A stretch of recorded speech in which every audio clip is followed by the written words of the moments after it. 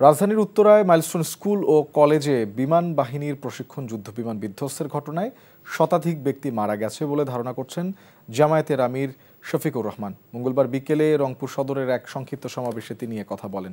১৯ জুলাই জামায়াতে ঢাকার মহাসমাবেশে মারা যাওয়া রংপুর মহানগর জামায়াতের রোকন শাহ আলম মিয়ার কবর জিয়ারত ও পরিবারের সঙ্গে সৌজন্য সাক্ষাৎ করতে গিয়ে মুমিনপুর স্কুল মাঠে বক্তব্য দেন জামায়াতের আমির।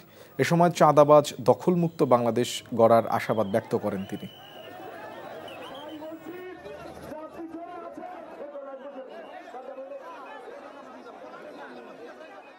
সামরিক প্রশিক্ষণ বিমান প্রশিক্ষণ নেওয়ার সময় তার পাইলট সহ বিধ্বস্ত হয়ে তিনিও মারা গেছেন, সাথে আমাদের ধারণা শতাধিক লোক মারা গেছে।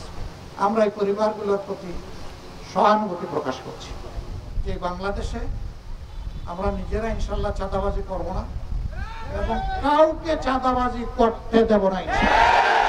কোথাও আমাদের লোকগুলা ঘুষ হাতে তুলে নেবে না এবং ঘুষের জন্য যে হাত বাড়াবে তার হাত অবশ করে দেওয়া হবে। বান্ডেল থাকলে প্রতি সেনমানিতে টাকা বাঁচবে।